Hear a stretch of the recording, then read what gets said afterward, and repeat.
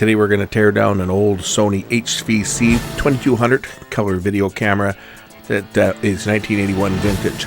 This one is beyond repair, so I'm not even going to try to fix it. You'll see as soon as I get it apart what's wrong with it. We're going to tear it down and take it, examine it, and see what makes this thing tick. An old friend dropped this off. He was getting rid of it, so he said, "Here, take this and tear it down." Of course, this is an old Sony Vidicon video camera. This one is an HVC2200. This is from the two-piece recorder and camera days. To power this thing up, I have to either plug it into a portable recorder or plug it into one of the Sony power supplies, which I so happen to have. I'll plug it in and see if this thing actually develops a picture. So turn on the power. Take the lens cap off, and we'll see whether this thing actually produces a picture. Now, as I say, I'm not expecting anything out of this camera because this thing is so bloody old. So 1981, March of 1981 was when this camera was produced. As you can see, all we're getting is some lines across the picture. So we're going to have to take this thing apart.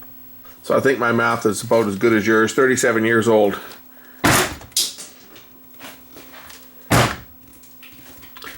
And that does nothing to it. But we have no picture. I don't even know if the iris is open on the lens. It might be that the iris is stuck. Anyway, it's one worth tearing down to take a look inside this thing. I like this. It's telling me not to remove the screws. Well, I always learn to not heed what the warnings were on the back. High voltage. Who cares about high voltage? Got a little viewfinder, it's working. The little TV's working on here. Showing a blank screen.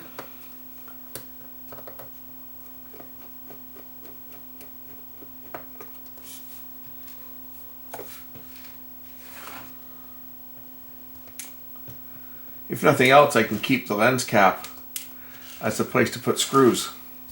You know, so I won't lose them.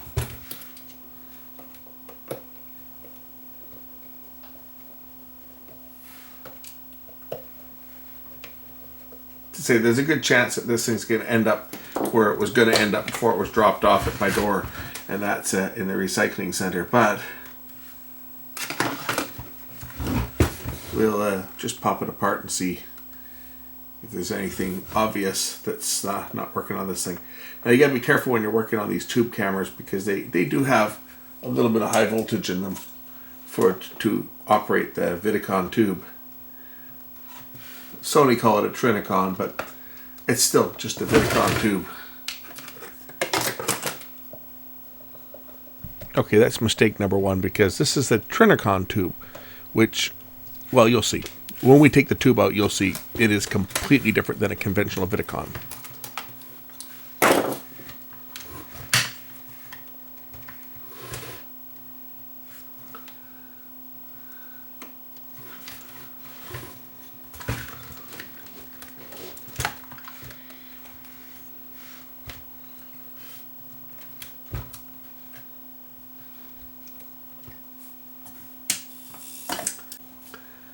So I think we see the problem on this thing. Take a look down in the back of this. This is the tube. Okay? And watch what happens when I fire this thing up. We have a bad tube. It's arcing internally, giving off a nice pretty blue glow. There you see, it's still glowing. That tube is gassy. That's the problem with this camera. Is that the Vidicon tube is shot. As I say, these have fairly high voltage in them, several hundred volts. It's not as much as a CRT has, but they still have several hundred volts that goes to the tube, to the target, and so forth. So that's the problem with this one. We have a bad Vidicon. We can take the tube out if you want to see it. typically what's probably happened on this thing over the years, just sitting around, you know, what's more than likely happened is the vacuum has failed on it, either at the target on the front, on the face, where the target is glued on, because it's not a completely glass tube like a regular vacuum tube. A picture tube, a Vidicon tube, I'll show you one. I've got one out of another camera, which might be even the same as in this camera. Let me grab another tube here so I can show you guys what I'm talking about. So I have two tubes here. This is an S4097. This is one of the most popular 2/3 inch Vidicon tubes ever made. This is used in a black and white camera. It could also be used in a 3-tube color camera, because of course 3-tube color cameras use 3 of these tubes with a color filter in front of the 3 tubes themselves. But as you can see here, the target of the tube is actually glued on, right? The glass ends here, and the target's actually glued because it's got a metal ring and the target material. So they actually glue that on, and what can happen is that seal can fail and allow air to get in. This is, again, a black and white tube. This other tube here that I've got, this is a color tube. This is a Toshiba E5351 color Vidicon tube. And what makes this different than the others, if you look at the target, on one, the target is completely round, and of course your image is scanned as a rectangular image on there, but on the color tube, they have an additional mask on the front, as you can see. If I can get a closer up view of this without the camera going out of focus, which I'm sure we're going to have difficulty doing because this camera doesn't like to focus very well. If you get more, if you're not within a couple feet, or you're within a couple feet. If I bring the camera down real close, we can get a close-up view of that target. Of course, the problem when I bring the camera in real close like this is I don't have a lot of light on it. But anyway, there's the surface of the tube. As you can see, it's got the red, green, and blue filters on the front here. And what this does is it scans the tube. It's got a filter in the front, and it divides, timing-wise, it divides the red, green, and blue stripes. So that as the video signal, as it scans, because the signal that comes out of here is still, it's a monochromatic type signal, right? But because there's a color filter on the actual surface of the tube in front of the target itself, it's got microscopic color filters, so they only pass the specific color of light for the spectrum that the filter is. So what comes out of here is a multiplex video signal that is level shifted for the color in front of the color stripe filter. And then what they do is that signal that comes out, they time it and they chop it up and switch between red, green, blue, kind of like an Indexotron CRT, which only has one beam. And it works along the same principle as an Indexotron tube. This area over here on the left, this is a grid area which produces a frequency which is used to gen lock or to synchronize the phase lock loop that switches once we get into the color area of the tube. Now, changing camera pickup tubes is something that I've never done. And the reason that I've never done it is because you need specialized equipment to set that timing generator for the 3 colors on a single tube camera. So it was something that when I, throughout my entire career in electronics, I never changed a camera tube on a color camera. I changed black and white camera tubes all the time for closed circuit cameras, but I never got into changing a color tube. But for entertainment tonight on this video, I'm going to take this camera tube out and see whether it is the same tube as that other tube that I've got. And if it is, I'll try putting that other tube in and see how much of a mess I can make. Okay, got that removed. Don't know what I gotta take out next. I have no idea how to do this. I've never taken one of these apart, right? So it's highly possible that this camera won't be going back together. It'll be just heading into the scrap heap when I'm done. Very good possibility. In fact, I may even swing my hammer. I might swing my hammer. I'll give it the death wand.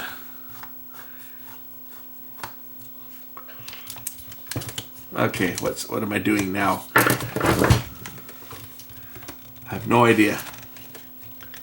But there's a spring attached here somewhere. I think this plays with the filter on the lens. Uh-oh, we're in trouble now. There. See, there's a spring on this thing, but I have a feeling that that spring is, it's the to release the filter that's pushed by a lever on the back here. So we'll just remove that spring. Okay, that is the tube here. Now, it's probably not the same tube, but we'll take this one out just to see what it is.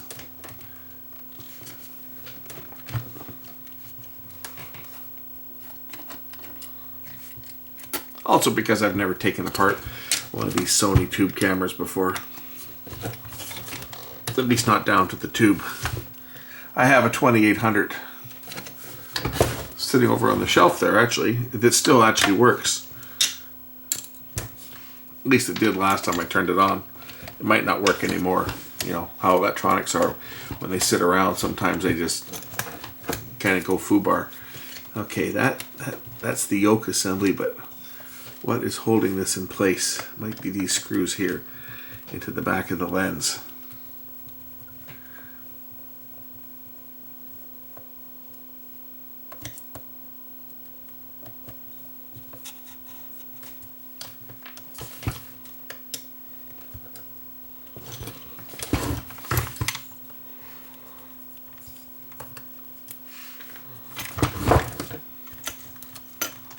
Now, will this come out?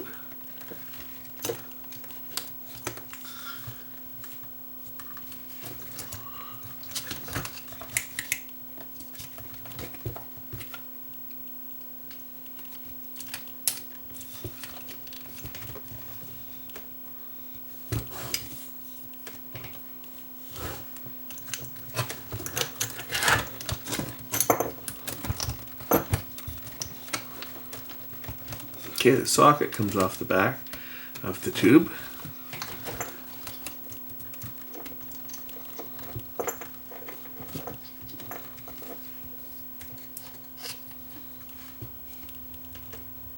think there's a clamp here that's got to come off too. I think this clamp has to come off.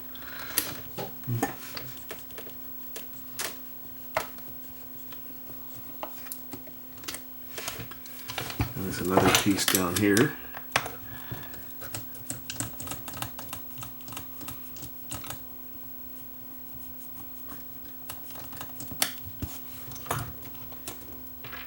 Now, will this tube come out now?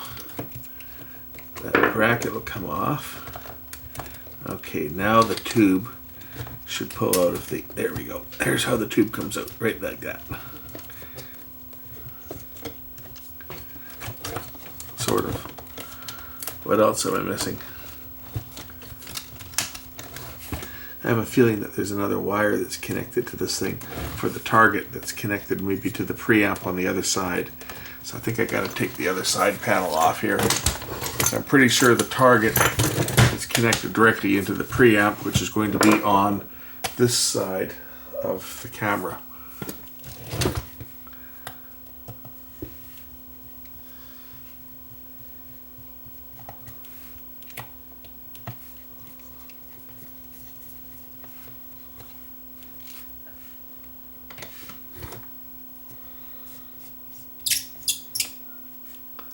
Also, that other tube that I just showed you guys, that came out of a Toshiba camera that was also thrashed. From the same owner, by the way. The same guy that gave me that Toshiba camera gave me this. And he gave me an SL2000 as well, which I haven't looked at. I've worked on my own SL2000, but I haven't worked on the second one that I was given. Okay, what's got to come off here now? Viewfinder, come out of here.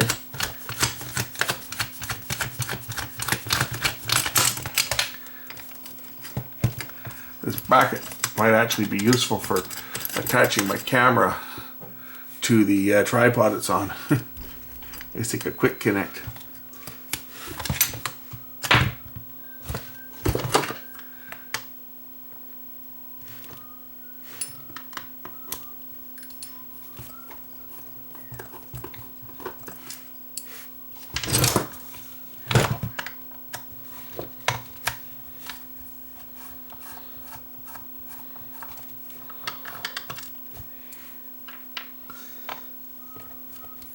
See, the work required to change a pickup tube, even back in the days when these were still being used, was so much that, you know, people wouldn't change the tube. If their camera had a foobar tube because they did something stupid like pointed at the sun, they threw the camera out even back then when these were $2,000+ because that pickup tube itself was probably, you know, it was probably $1,100 or $1,200 for the tube.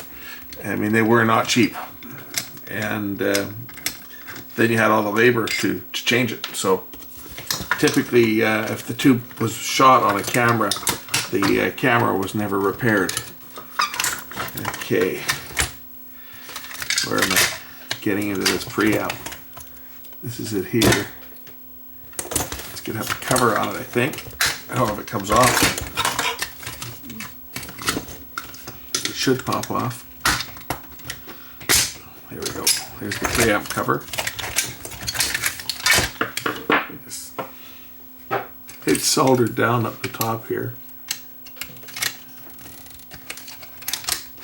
Where's the tube connected? Looking for the front of that tube. It's right down in here. And I can see it. Yeah, there's a wire down here. Looks like it's soldered onto this preamp. Well, I broke the wire. Here's the tube here. Look at it. Look at how cloudy it is. This thing, it looks like it's had water in it. Which wouldn't be surprised because this guy has a boat. He used to take it out on his boat all the time. That's probably why the thing's shot. It's got water into it. You can see the cloudiness on the front of this tube here. But it's a different tube, so it's not like I'm going to be able to change it here if I can push the tube through. It's coming right out of the yoke. Interesting. See, Sony mixed field Vidicon.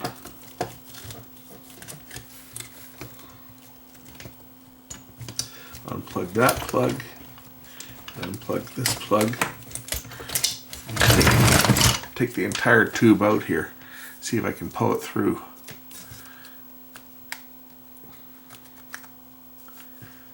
We'll just cut them off. There, now it'll come apart. There we go. So that's the focus coil and the yoke. And the tube itself is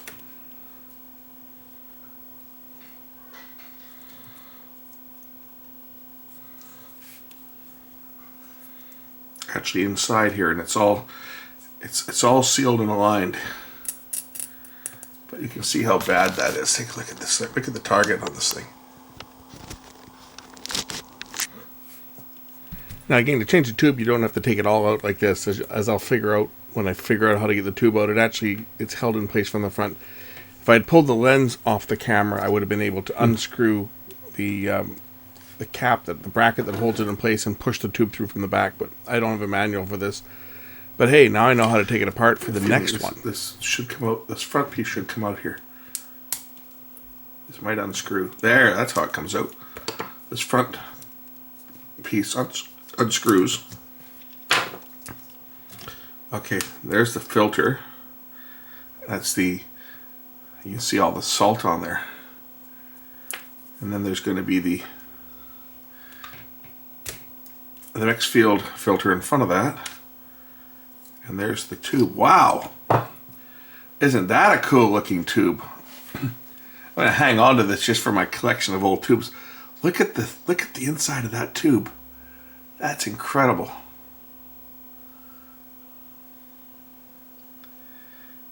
There's the target with its color filter.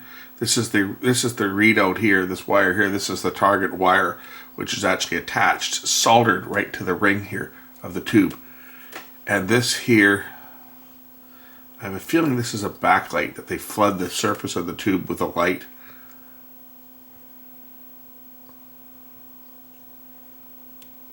They call it a light, a bias light. I'm pretty sure that that's what this is, although I'm not 100% because, as I say, I've never worked on one of these cameras before. But these wires go into this piece that's glued on the front, which looks to be the color filter.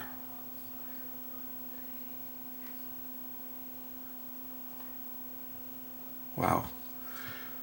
But just look at the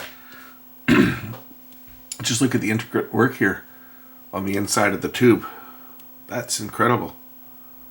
You know, so this is a Sony's Trinicon, as they called it, and as you can see, it's a heck of a lot different than a Vidicon tube, than a color Vidicon tube, or a black and white Vidicon tube. This is really something quite unique. And say this tube was shot because, well, when I put power to it, we had gas in the tube. It's gone leaky and it's shot. So anyway, this thing wasn't going to go back together anyway, and I just wanted to show you guys what's inside it. So this is going to be now sent off to recycling, but I am going to keep this because I think that this is kind of cool just to look at it. You know, it's kind of a neat looking tube. So I'll hang on to the old Trinicon tube out of here, and the rest of the stuff is going to go in the scrap heap because there's really nothing in here that is of any use to me or to anybody. Even the lens is not really any use, right? So anyway, that's that one. And thanks for watching. Maybe I'll keep some of these high voltage capacitors. Probably I'll keep these high voltage caps in here because it's got, you know, 630 volt caps. These will come in handy when I'm doing a tube radio, so I'll do that. I'll pull the high voltage caps out of here. I can reuse them. They're never going to go bad, right? So I'm going to pull those out and then scrap the rest of it. Thanks for watching. We'll catch you again real soon.